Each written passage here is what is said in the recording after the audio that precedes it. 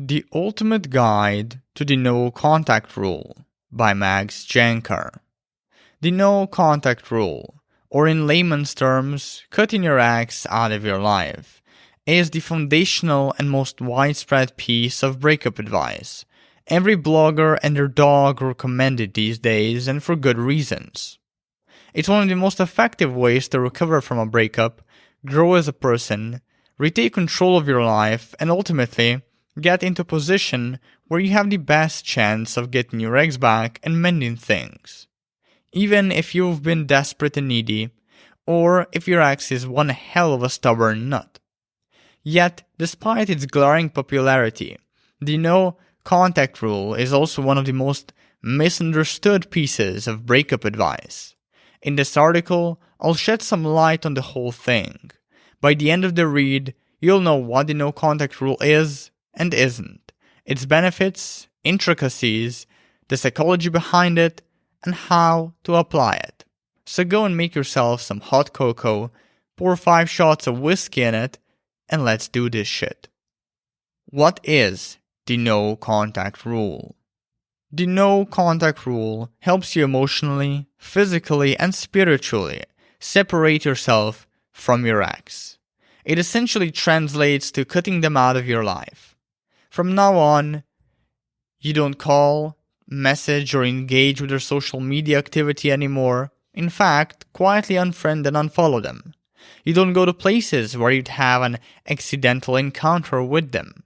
You don't wish them happy birthday, Valentine's Day, Easter, Christmas, Thanksgiving, whatever. You don't even express your condolences if they lose a family member or a dear friend. You hide every reminder that's within your control. You avoid going to places that elicit or can potentially elicit painful memories. And you throw away or return everything your ex gave you, or at least lend those things or gifts to a friend until you've moved on. How to start no contact. After you break up, but still before you apply no contact, you should tell your ex that you want them back. The medium through which you express yourself doesn't really matter. You can do it through text, social media, a phone call, or in real life. It also doesn't matter when your breakup happened or who is the dumpee or the dumper. The only important thing is that you communicate your desire to mend things clearly, directly, and authentically. And after stating your interest, heed the following. If your ex shows signs of interest, is receptive, or directly or indirectly implies they want to get back together with you, invite them on a date.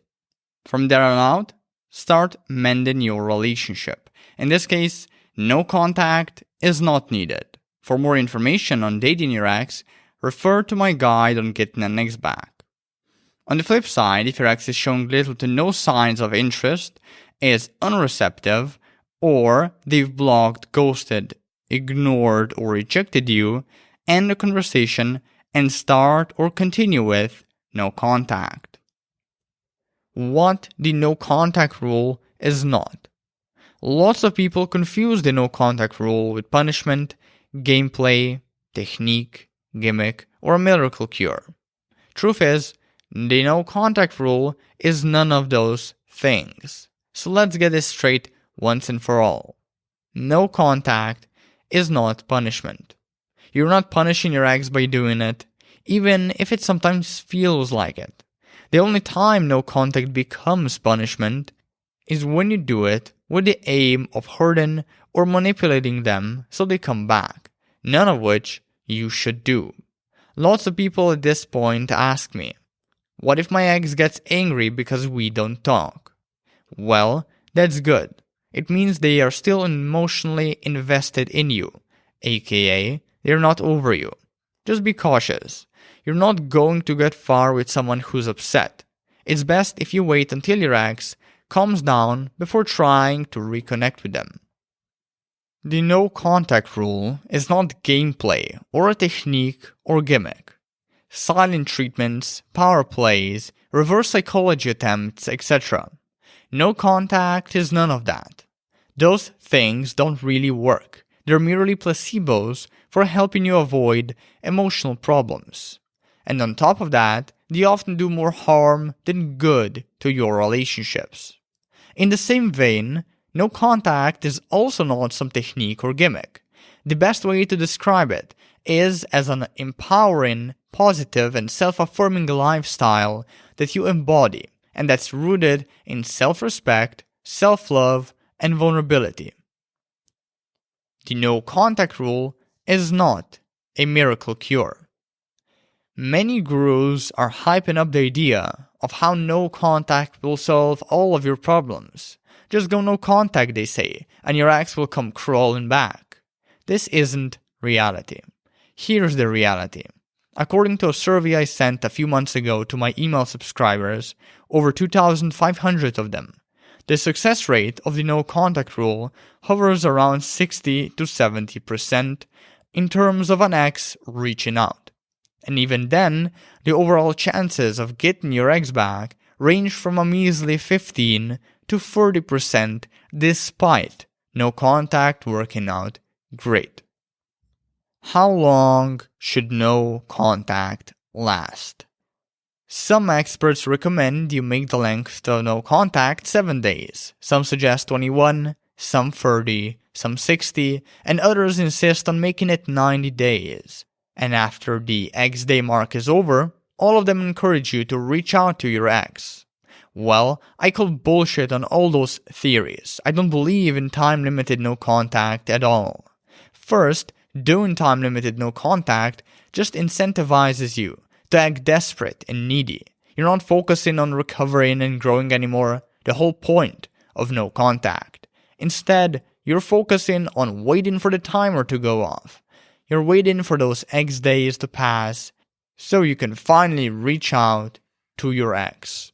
Newsflash, your desperation will bleed through the interaction, and your ex will be repulsed by it. Second, most people who want their ex back were dumped because of their neediness, which always takes the form of excessive chasing from what I've seen. Now, why would your ex consider getting back together with you if you keep chasing after them even after you've broken up? You're essentially doing the same thing that led to your breakup.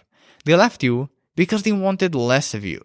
So how is giving them more of you going to turn things around? Spoiler, it won't. Third, it's just annoying to know that if I leave and reject you, you'll reach out in the next X days and try to get me back. A, it's predictable, and predictability is not attractive. B, it implies you see me on a pedestal, and that you see yourself as less worthy than me. C, it communicates you don't have self-respect. Otherwise, why would you be chasing after me, trying to prove yourself? And D, it tells me you have nothing else going on in your life.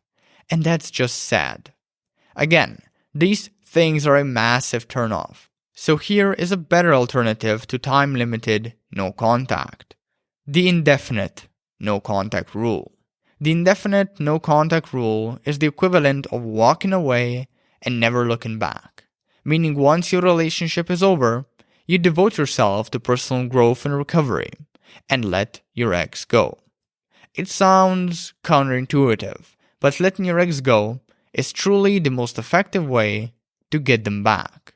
For the best way to get anyone's attention is to remove yours. When to not use the no contact rule. Sometimes classic no contact is impossible to execute. Maybe you have kids with your ex, maybe you live together or work at the same office. In those cases, you'll have to resort to something called modified no contact. The difference between classic and modified is that in modified, you're allowed to contact your ex.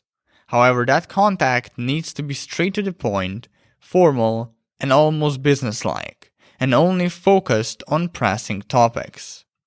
If you need to discuss who will look after your kid for the weekend, discuss it. If there is a living arrangement that needs to be settled, settle it. Preferably move out or move your ex out. And if something comes up at work and you need to go over it together, do so. In general, whenever conversing with your ex, don't linger. Be brief and end the conversation as soon as you make a mutually beneficial agreement or decision. The reason for this attitude is to limit your interactions with them, especially those entrenched in emotion. The fewer interactions you have, be that digital or in real life, the faster you'll be able to heal, the less needy you'll become, and the more attractive you'll come off as. Sadly, modified no contact is tainted with two glaring drawbacks.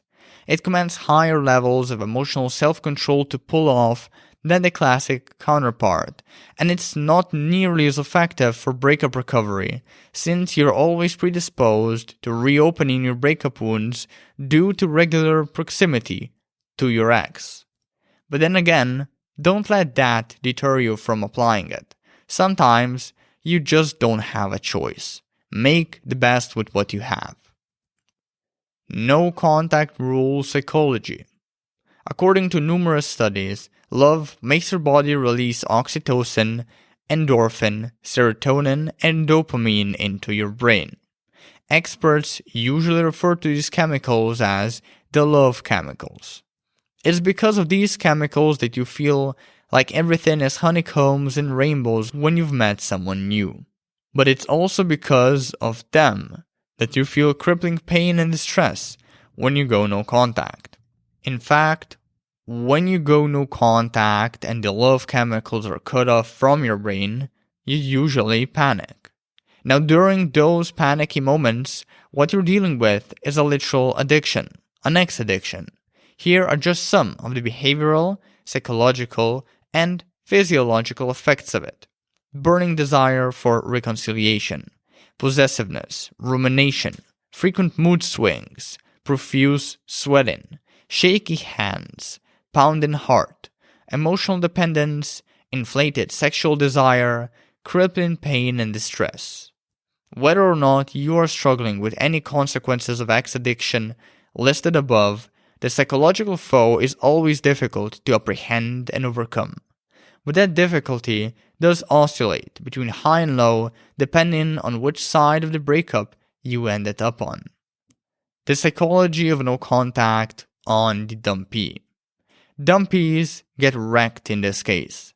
The psychology behind the no contact rule for them eerily resembles the psychology of drug addiction. For starters, they, on average, feel more overwhelmed, worried, and anxious when their ex cuts communication with them compared to dumpers, primarily because they are rarely prepared for the breakup. Most don't even see it coming. They are also the ones who typically, consciously or unconsciously, want to continue talking to their ex, dating them, or at least keeping a friendship. Unfortunately, their wishes are rarely met. At worst, their craving for closeness gets their ex to only take advantage of them. The psychology of no contact on the dumper. Dumpers have it easier during no contact than dumpees. They move through the breakup stages much faster for starters.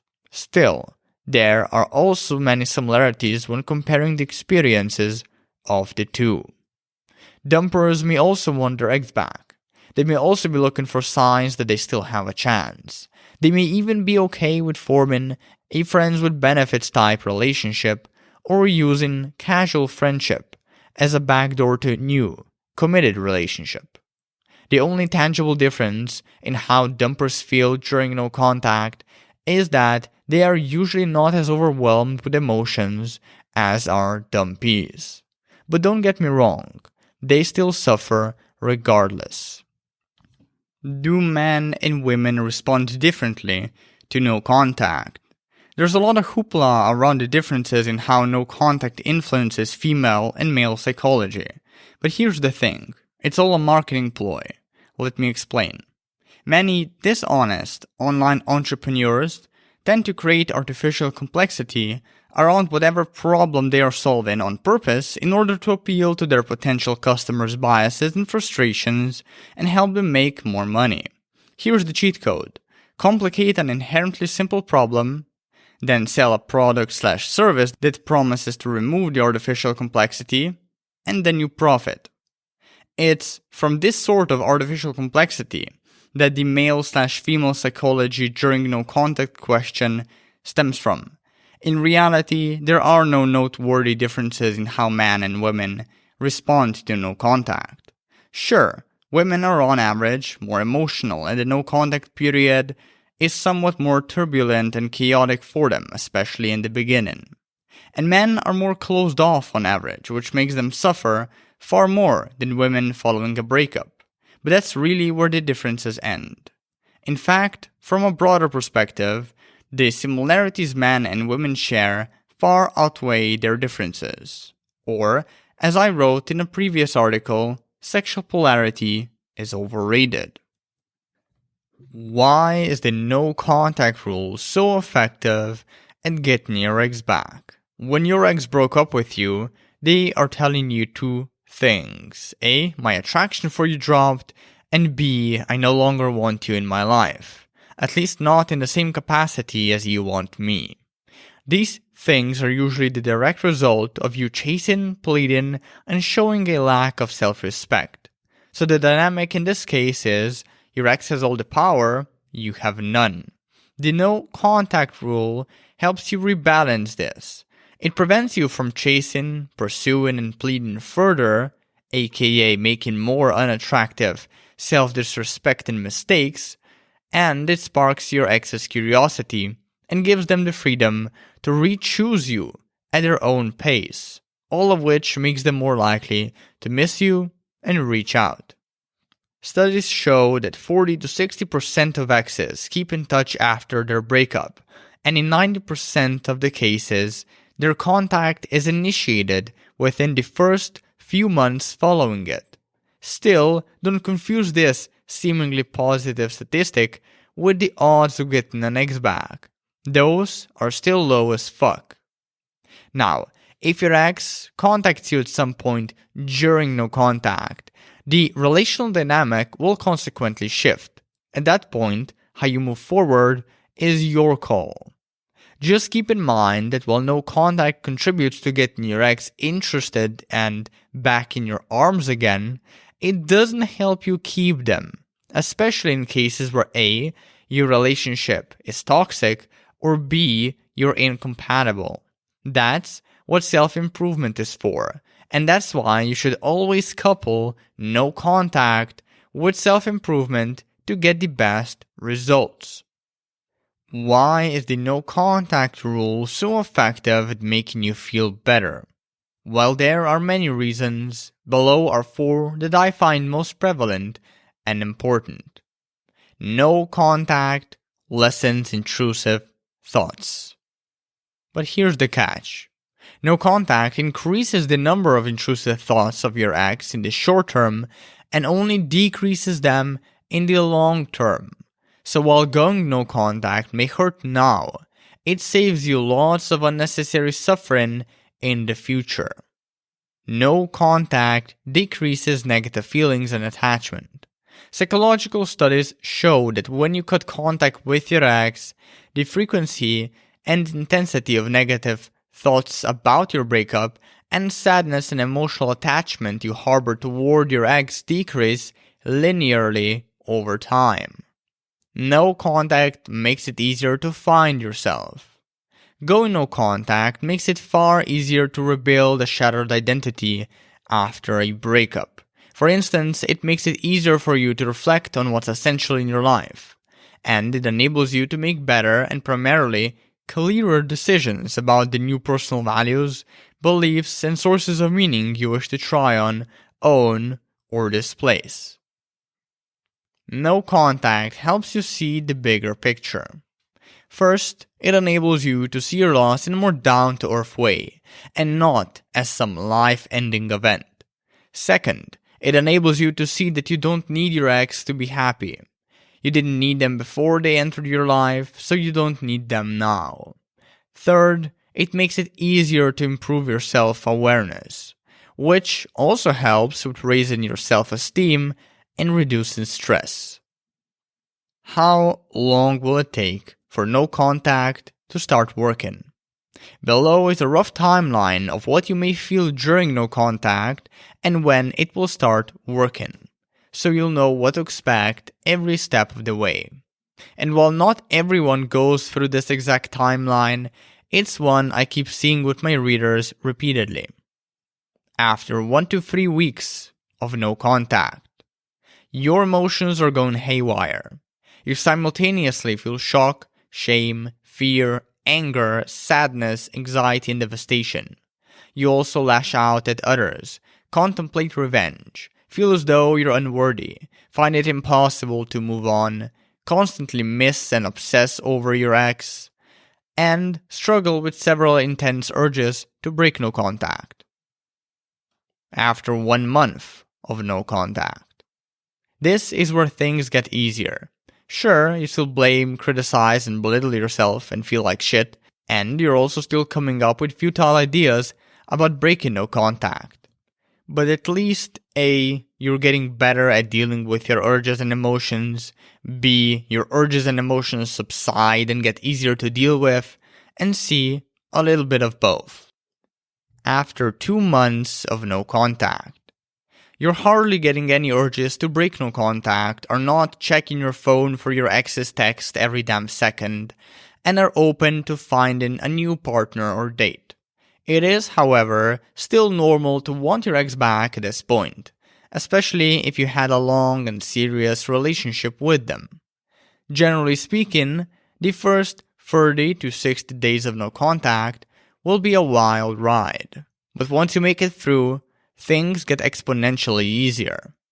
After 3 months of no contact, your confidence and mojo come back if they haven't already, and most of your urges to break no contact abate. This is usually also the period of rediscovery, one where you shift your focus from your ex to you, even though it is still normal to want your ex back at this point. After 4 to 12 months of no contact, this is a period of acceptance. During it, your chances of recovery are high as fuck. But don't get me wrong, recovery doesn't necessarily mean getting over an ex or losing the desire to get back with them. It simply means being okay and feeling like yourself despite being broken up. Warning: your mind will try to screw you over when you start no contact. Not only will it imbue you with urges to break no contact and play tricks on you, but it will also try to entice you with thoughts like, just one more text won't cause harm. Maybe I should check up on their Instagram posts. What if they move on to someone else? Or, I still have my ex's old shirt. Maybe I should contact them about it and see where I stand.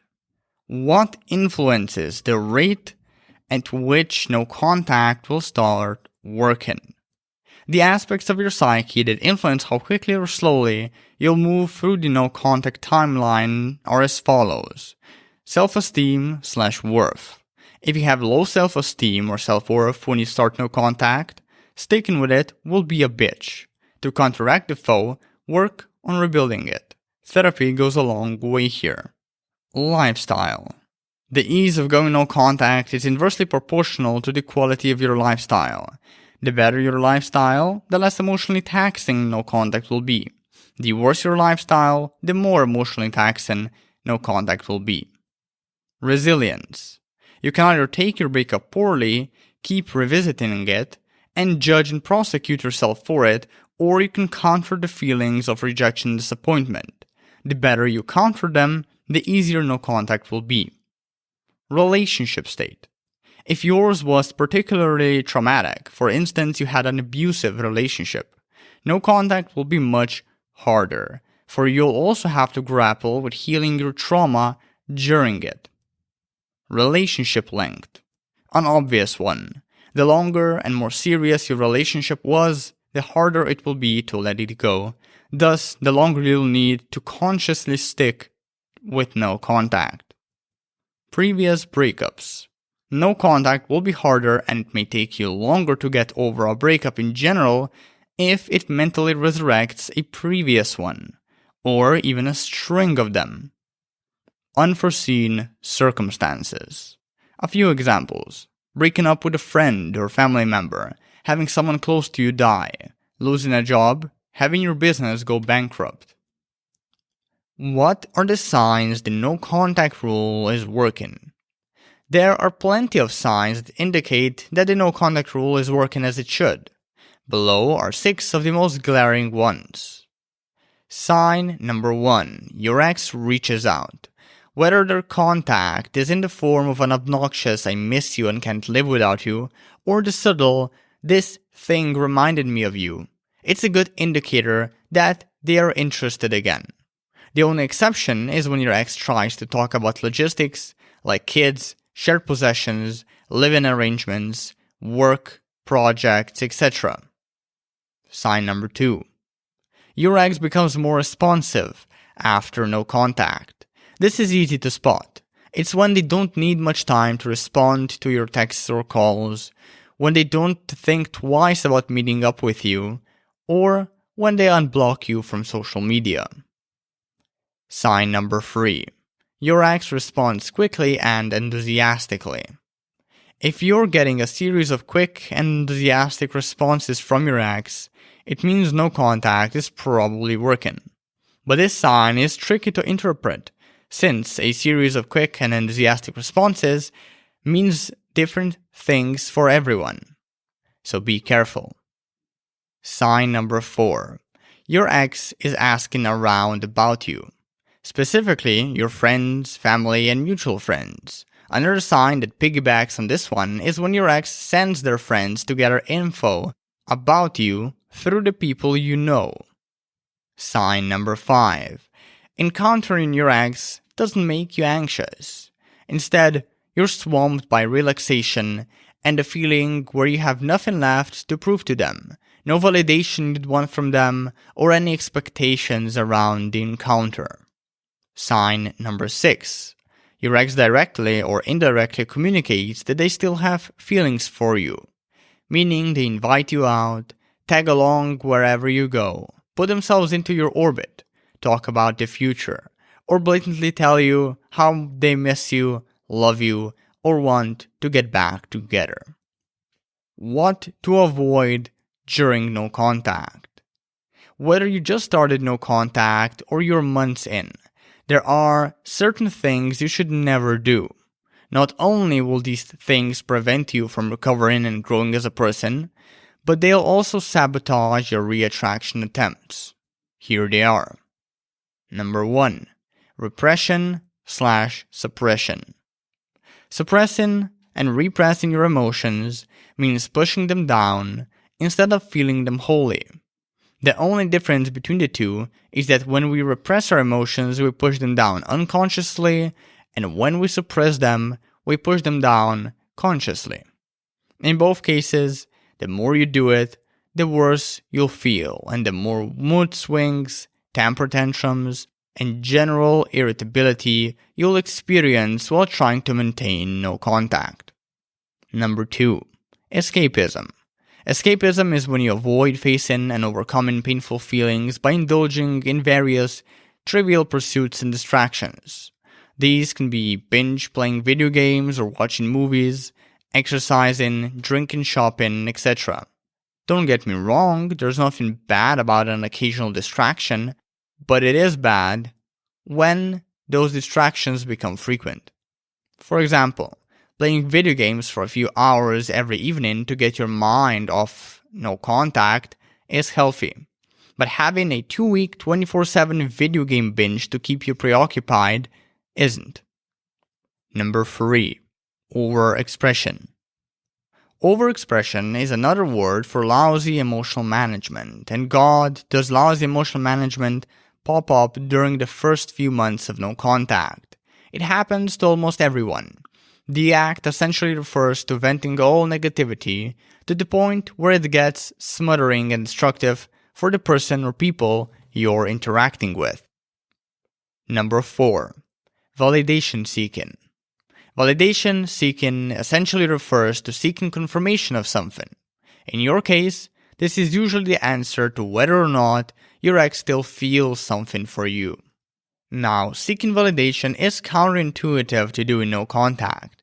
How are you supposed to cut contact, take care of yourself, grieve your relationship, start healing, and ultimately get your ex back if you're still nagging them and looking to get something from them? It's a recipe for disaster. And here's the worst part.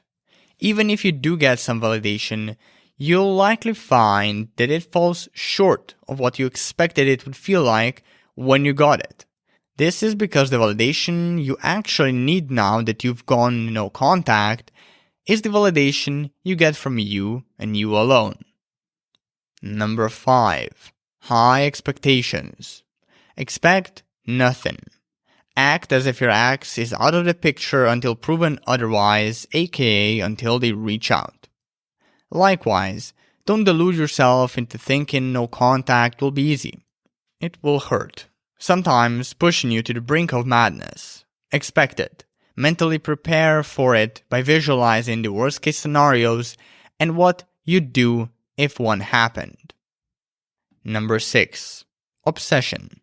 A lot of people obsess about their ex during no contact. It's safe to say that that's probably the worst thing you can do. It only amplifies frustration, stress, worry, and fear.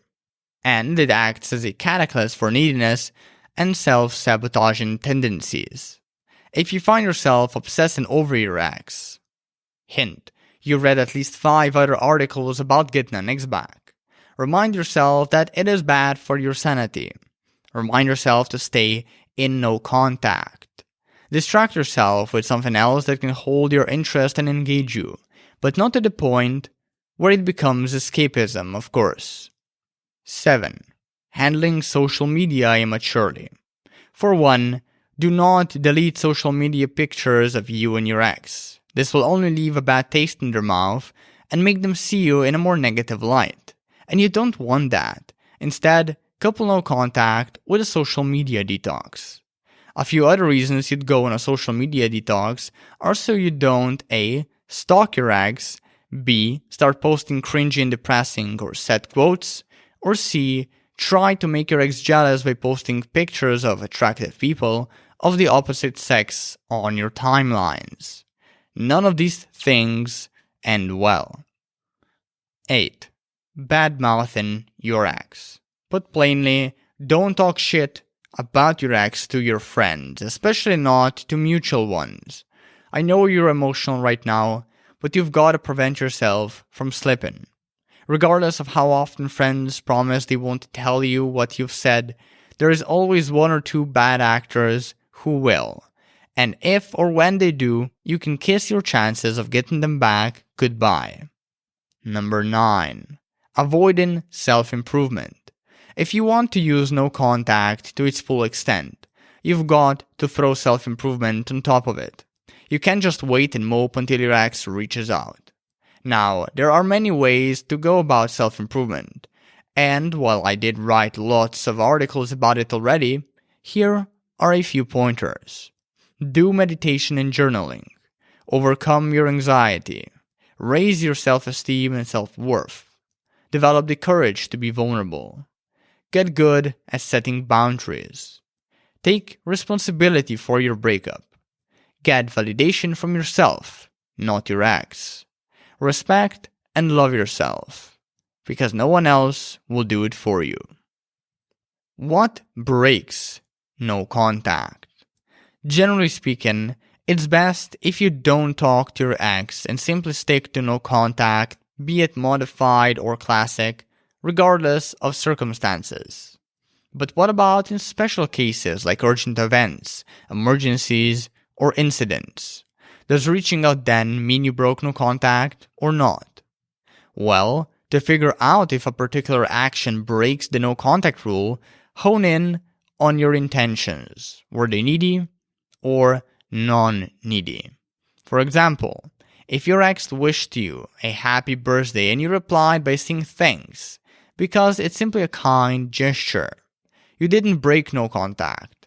Your action had a non-needy intent behind it, and it most likely didn't affect the reattraction progress you've made till now. However, If your ex wished you a happy birthday and you took it as an opportunity to try and desperately force, cajole, manipulate, or convince them to give you another chance, you did break no contact. Your action had a needy intent behind it, and it most likely did affect your reattraction progress. What to do if you break or keep breaking no contact? If you ever break no contact, don't fuss about it. Simply start again. Sure, it sucks that you've lost your streak and that you're starting a new one now, but whatever you did before breaking no contact is not a waste. We all get caught up in the bullshit of doing something perfectly. Yet, that's just not how reality unfolds 99% of the time. You will make mistakes. Some bigger, some smaller. Accept this, and rather than getting worked up about them, consider learning from them. Try to discern the things that contributed to you breaking no contact and maybe limit them in the future. For example, if what got you to break no contact is a cheesy post about love on Facebook, delete the app from your phone. Or if it was that one friend who just happened to open up the topic of your breakup, tell them to not bring it up until you feel better about it. Along the process of identifying what made you break no contact, be brutally honest with yourself about exactly what happened and why. What to do when your ex reaches out during no contact. Some people spend way too much time obsessing about their ex reaching out during no contact and how to respond if they do. And many breakup advice overcomplicates this essentially simple issue. Here is how I approach it. How to respond to your ex if you want to get them back. If your ex reached out at some point, they probably still have feelings for you. Yes, even if their text or phone call was unrelated to your breakup or getting back together. The fact that they reached out is a huge indicator of attraction. At this point, all you must do is engage in a 2 to 3 message long conversation or a 5-minute phone call. Be human. Then, as soon as reasonable, invite them on a date. Say something like, "Nice hearing from you. Tell you what, I'd love to see you. When are you free to get together?" Then accept whatever answer they give you, including silence. If you want to go deeper into getting your ex on a date, be sure to also check out my article on getting an ex back. How to respond to your ex if you want to move on. If you decide you don't want your ex back anymore after being in no contact, yet they reach out, I would say something like, "Hey, I'm still healing from our breakup. It would mean a lot if you wouldn't contact me at this time." That being said, don't feel like you have to shy away from other options. You can tell your ex to fuck off, which I don't recommend. You can block them. You can ghost them. Or you can engage in a short 2 to 3 message long conversation or a 5-minute phone call and then say you have to go. It's your call. Then continue with no contact. How to respond to your ex if they're toxic. If your ex is toxic, you shouldn't be trying to get them back because such an ex will likely hurt you in some way during no contact. Be that through texts, calls, or an unexpected visit. That said, it's always a good idea to therefore mentally prepare yourself for their desperate, needy, angry, or guilt-tripping advances. Here are a few common behaviors to expect from a toxic ex. They'll post photos with attractive people of the opposite sex on social media to make you jealous. They'll play tricks on you and use reverse psychology to get you back. They'll call and text excessively. They'll excessively call and text your friends and family members. They will lie about wanting you back and give you false hope just to break your heart again. In any of these cases, or similar ones, resist caving in or starting a fight with your ex. But also, be aware that just because you still care for them, doesn't mean you can't call them out on their bullshit when they are, say, trying to guilt trip you, Or that just because they show up at your doorstep doesn't mean you can't tell them to go away. Or that just because they contact you doesn't mean you even have to respond to their contact. Do it for the right reasons. If there's one key piece of advice that you should take away from this article, it's this. Don't commit to no contact to win your ex back. Commit to no contact to win yourself back. That's what the no contact rule is really for. That's what it was always for. Raising your ex's attraction and getting them back due to it is just one of its sexy side effects. So close your eyes, take a deep breath, and cut ties with your ex. Jump out the old into the new. Don't think, don't linger, just do it. Let yourself get engulfed in the celestial firestorm of uncertainty, wonder, and change. This is a new beginning. Make it count. Whether you get your ex back or not, you'll be a better person when you reach the other side of recovery.